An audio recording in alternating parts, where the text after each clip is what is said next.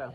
Hi, Rabbi Ed Farber from Beth Torah Benning Rock campus, wishing you a Shabbat Shalom. This week's Parashat VaYishlach, amazing story. This is the moment where Jacob has to come of age. He's returning to the land of Israel, which means he's about to reach his destiny as the leader of the Jewish people, but he has to reconcile with his past. He has to reconcile and become Israel, Yisrael. That's who Jacob becomes.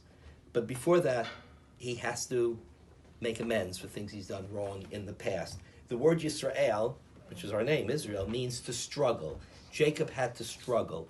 He had to struggle with his past. He had to struggle with what his future would be. He had to struggle with himself. He had to struggle with God. He had to struggle with his family. He had to struggle with what he would become. And at that moment, he has to confront his brother Esau. He had deceived Esau. He had deceived his father.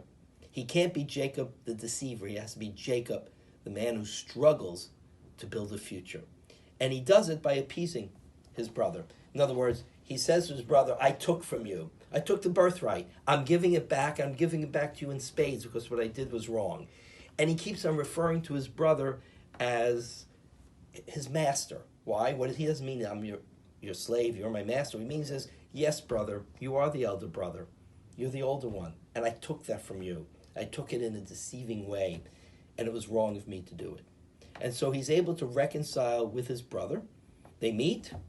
They then part ways peacefully. They don't reestablish a relationship, but they end the war.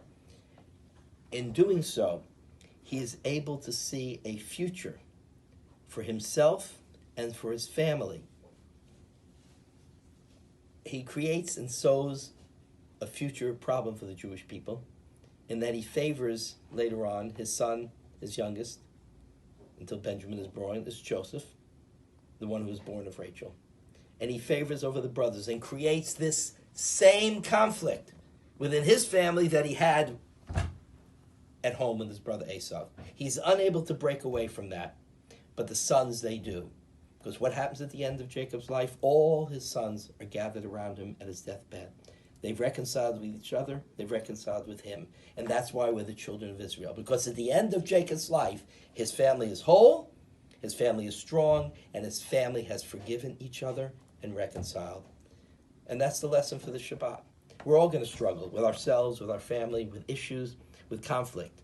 But if we strive to reconcile, as Jacob did his entire life, that's why he was a struggler.